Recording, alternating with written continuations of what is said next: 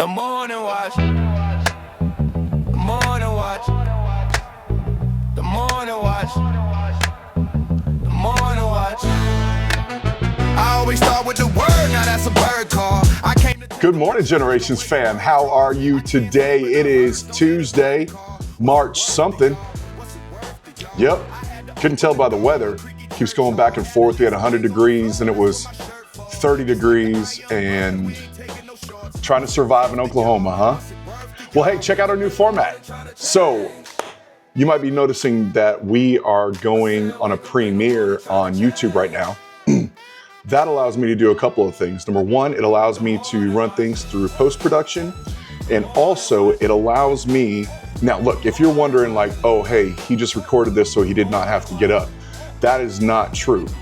What I've done is I've pre-recorded the message, but I'm joining you down in the comments. I will post a little greeting right now to let you know that it is truly, I'm here with you. I'm here with you. I wouldn't miss it. I'm grateful for each and every one of you. So let's get started. The morning watch. Let's go. Year of grow. Learning to live open-handed. Generosity. Man, this passage is fascinating because I like to compare it to this passage with the prodigal son and taking apart the different roles and the different understandings of those roles. So let's go to, if you have your grow notes from this week, we got Matthew 25, 14 through 18, and then we're gonna jump down to verse 24 and 25.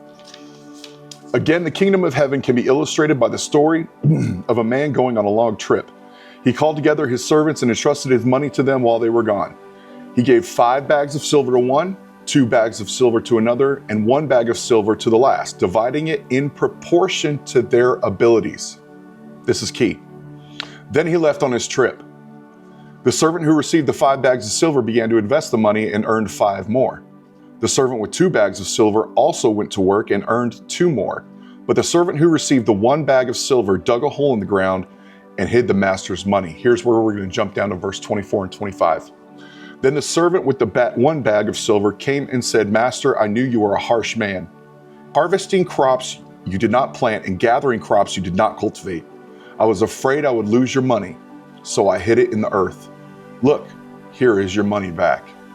Man, that key point right underneath there, generosity starts with seeing God correctly. Generosity starts with seeing God correctly. Your view of God determines your willingness to release what you have. Now, let's take a look at this in this passage. Let's take a look. Now, the master is clearly God, okay? He gave 5 bags of silver to one, 2 bags of silver to another, and 1 bag of silver to the last, dividing it in proportion to their abilities. What does this tell us about the master? Number one is this: the master noticed. The master is watching. He knows what we're capable of. He knows what our abilities are. And he left 5 bags to one, 2 bags to another, and 1 to this servant. Here's the deal: the servant did not understand the role of the master. Servants very rarely understand the role of the master. The created often does not fully understand the creator. That's why it's so very important that we understand, that we seek to understand God, and the study of God is theology. Number 2, you may have noticed in the text, he says this: Master, I knew you were a harsh man, harvesting crops you did not plant and gathering crops you did not cultivate. Let's talk about that for a second. That's probably true. From his limited perspective as a servant, he probably noticed that it wasn't the master working alongside him. That's true, and that's fair.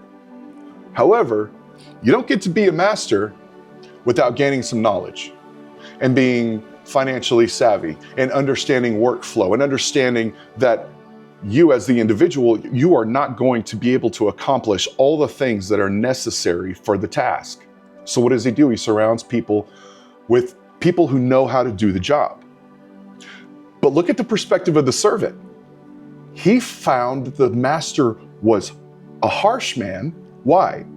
because he harvested crops he didn't plant and gathering crops he didn't cultivate. Well, that's not the master's role.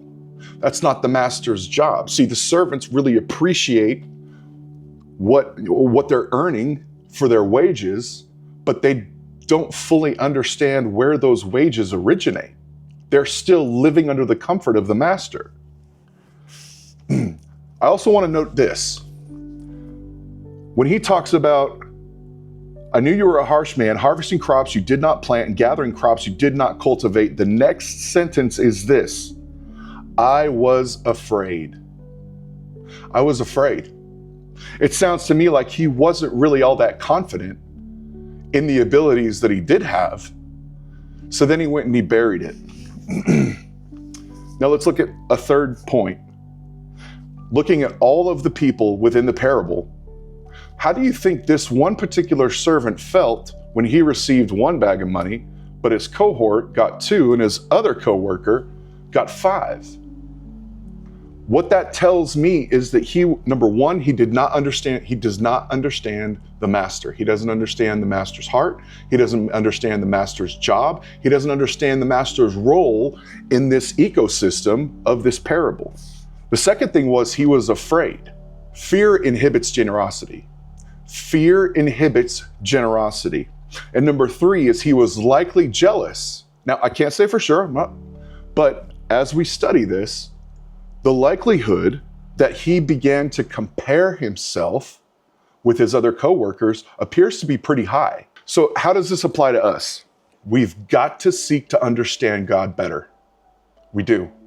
We do. I tell you, I remember in my early years, now I will tell you today that contentment has taught me gratitude and appreciation. And now I'm grateful when I wake up in the morning. I'm grateful when the sun is shining. I'm grateful that I have oxygen in my lungs. I'm grateful. But I tell you what, there was a time in my probably late teens that I saw all those things as a negative thing.